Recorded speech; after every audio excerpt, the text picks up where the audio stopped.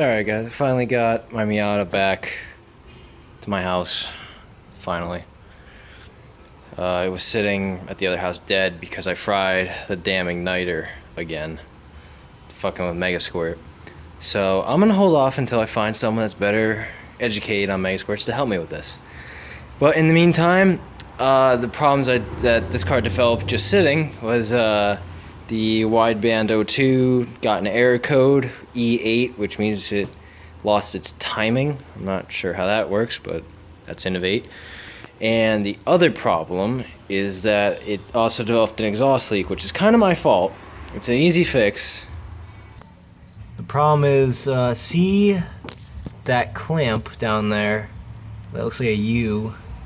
There should be a bolt going through that to attach the header to the rest of the exhaust. That's a stock clamp, that's just how it worked. But when I took the engine out, the bolt that goes through there also connects to the transmission to hold the exhaust in place, and I was way too lazy to get under the car and try and undo that. So all I did was just take a Dremel and cut right through the bolt. But it's, after sitting and vibrating enough, it broke free. So now it leaks like hell out of there. So that's another possible reason the wideband gave me that error code.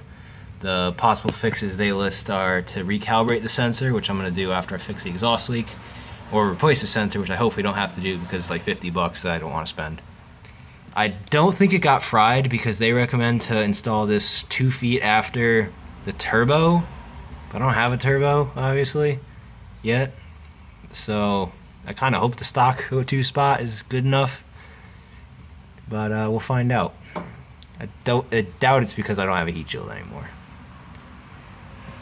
But that would suck. That would suck. Oh well. Just digging around in my garage, I found a bolt that's the right size. It's kind of too long, but it fits through both sides of that clamp, so I just need to measure it and cut it and fix the threads, and then I can just put that in, bolt and nut, and that fixes the exhaust leak. I'm gonna go ahead and take the O2 sensor out just so it's out of the way so I can work behind the clamp a little bit better. These use a 7/8. Yeah, these are a 7/8. You can try and use a, let's see if I can do it with one hand. Maybe not. These, I don't really like to use a O2 sensor wrench on these because, as Dan taught me, they just kind of bend out, and that's why they just end up that's just why they ended up stripping out usually, the O2 sensor, and then you're fucked. So that's usually what happens. I'm gonna need leverage. I need 2 hands. So to get the O2 sensor out, I had to unplug it and undo all my nice zip ties. It's kind of, I already broke it loose. Hopefully it isn't broken. To recalibrate it, you need to take it out anyway. It's, you need to basically start up, I'll talk about it later, but it has to be in fresh air to be calibrated, so. But to take it out, you have to freaking pretty much just let the cord hang loose and spin with it,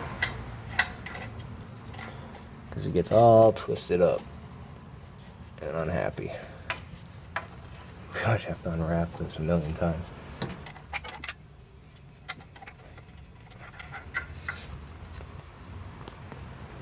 See, it doesn't look that burned to me. That doesn't look like it's shot whatsoever. So if this is innovate, if this is just a problem, then I'm pissed, because this looks perfectly fucking fine to me. The stock one I took out looked like shit. By holding this bolt over the clamp parallel to it, I measured how long it needs to be and marked it. And I'm going to show you how to cut a bolt. Ooh. Yummy. Power steering. Fun. They make a stop leak for that, right? So here's a nice, well, I'm just going to teach you the proper way how to cut this. So whenever you cut a bolt, you want to have a nut on it past where you're gonna, or really before where you cut it, because this way you'll have some way to fix the threads. Because if you just cut a bolt, if you have never cut a bolt before and then try to thread it into something, you're gonna fuck up the threads and nothing's gonna want to thread onto it. So it's important, if you want to cut a bolt, have the bolt nut before where you're gonna cut it so you can just spin it off. It's gonna be difficult, you might need a wrench, Just to work it like that, and it's going to fix the threads by itself. And then you should be good to go. Cute little sawzall, right?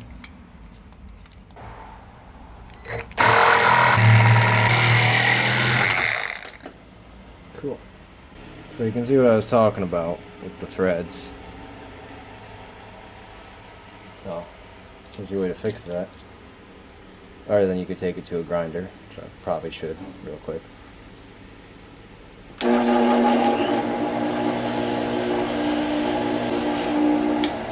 Like that. And then you just have to spin the nut off.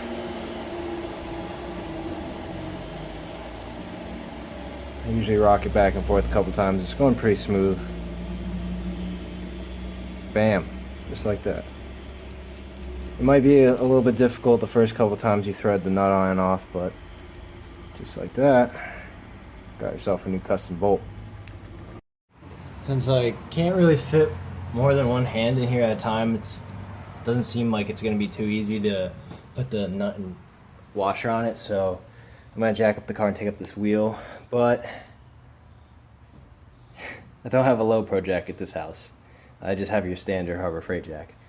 So if anyone wants to trade, but so stock jack it is. But never fails. Always a good thing with slammed cars. Even though I won't consider this really slammed. But shit myself unnecessarily because I saw that puddle back there, and when the car was on the ground, it looked like it was black, and I was real concerned. But it's just water for some reason. Alright, so I just jacked the whole car up to make my life easier so I can actually get underneath. Oh, you know what? I have this thing too. Look at this shit. It's like a real fucking garage now, right?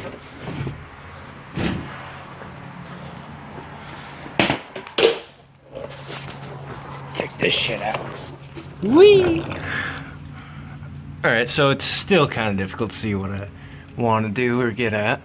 Now I can inspect all my leaks. Just power steering for now. So here we go, here's the bolt. This is the clamp. And the nut has to go on the other side. I really wish I knew where that water was leaking from, but oh well. Oh wait, I know exactly where. That's from my AC thingy. Cause they're right at the, I don't know if you'll be able to see it, but right in the trans tunnel. Where is it? It's like right above the slave. Can't see it, but it's actually the drain for the AC evaporator, which is in your passenger footwell. When I fixed my AC, that drain was clogged. So I was driving, took a corner, and all the water spilled on Orion's feet, and it was funny. And he thought he was taking a swim or something, or we were taking on water, so it was good. But yeah, there's the bolt. I'm just gonna do it by hand real quick so I can get it out from under my car. Alright, now you can see what I'm doing. So here's the other end of that nut, or the other end of the bolt rather. Just enough clearance between the transmission and the exhaust. So that's that. Hopefully, I got as tight as I can, so hopefully it doesn't leak. This entire exhaust needs a ton of help, but yeah, whatever. I'm gonna try and fix my wideband now. Just an idea what was going on. My problem was I was getting the error E8, which, like I said, it means the timing of whatever that means of the sensor is off. And it wasn't the worst thing in the world. I drove it home all the way from West Cornwall to here, so the only problem I had, the check engine light came on because it wasn't seeing an O2 sensor, and I got a little bit worse gas mileage. I burned a quarter of a tank from here to there. It's like a, I don't know how many miles it is in the MPGs and such, but it wasn't really that bad of a difference. The only thing I did notice is when I got back and opened my hood, because I was like, why is this, like, car wasn't overheating, but it definitely smelled off, and I opened the hood, and sure enough, as soon as I stopped at idle, all the exhaust started leaking out right there. So wasn't the worst thing in the world, just gets a little bit worse MPG. When you don't have an O2 sensor, typically what the car will do is just run, I'm not sure if it's open or closed loop on the Miata because it's simple, but basically it dumps more fuel than necessary because it's not sure of the mixture, so it wants to keep you safe and give you more fuel than rather you lean out and blow up your engine. Now that the exhaust is dealt with, oops, I'm gonna recalibrate the sensor. So to do that, the sensor has to be unplugged, which it is right now. Turn the car on so your wideband boots up. E2 is an error for the wideband not being connected, or it doesn't see a sensor. If you do have your wideband plugged in and you see that, you probably need a new wideband. Ask Rudnick. That means it's burnout, shot, whatever you want to call it, done. But so you leave it on this E2 powered up for roughly 20 seconds, and then you shut it off. And you're gonna plug your wideband back in, the sensor back into the actual gauge or computer, whatever you want to call it.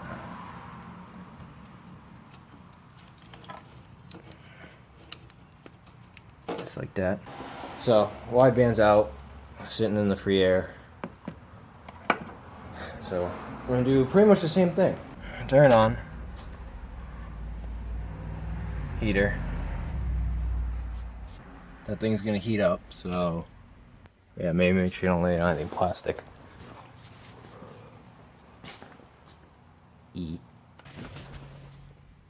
That's no fun. So I got lucky, I just did that one more time and I think it might want to work. Maybe, hopefully. I hope. Please. So Innovate's a bunch of idiots, and I've read this is a pretty common problem with this wideband. There supposedly is a software fix you can do if you roll the firmware back on the actual controller itself. I may do that in a separate video. It's going to take a lot of fucking with. But I can't justify that this sensor is shot after like a couple weeks. Like not even 500 miles. So what I'm going to do for now is put my stock one back in, just so I can drive around without dumping all the fuel in and getting... I can't even say it's possible to get bad MPGs in a Miata, but a little bit worse. I just want to drive the damn thing, so I'm going to put the stock O2 sensor back in. Even though I cut it, that's fine. I'm just going to put a plug-and-play connector on it because I love to make things plug-and-play. So I'll just be temporary so I can drive the car and make sure my exhaust fix works. And my phone's starting to die and I just want to go drive the car. So that's what I'm going to do. So I love bullet connectors. So this is the part that would be normally on the end of the O2 that plugs into the car. So I'm going to put a female end on that and a male end on that. Yeah, maybe I'll swap it up, because right now I just have the output for my wideband floating. It's cut, so it's not going to short on anything. And there's no O2 sensor actually plugged into it, so it'll just output 0 volts anyway. But that's how I'm making it plug and play. These little bullet connectors, which are my favorite thing. So that's how that works. I'll tape it up so it'll be somewhat watertight. Doesn't really have to be, but that's what I'm gonna do. So this wideband guy is gonna sit it out for a while. I got my stock one back in, routed back behind the head like it should be, plugged back in, nice. So I'm gonna start it up, see if the exhaust is still leaky or whatever. Hopefully not. I don't think this should blow up. Widebands can eat a dick.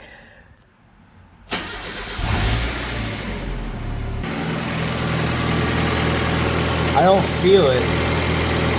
That's just the belts making that hissing noise.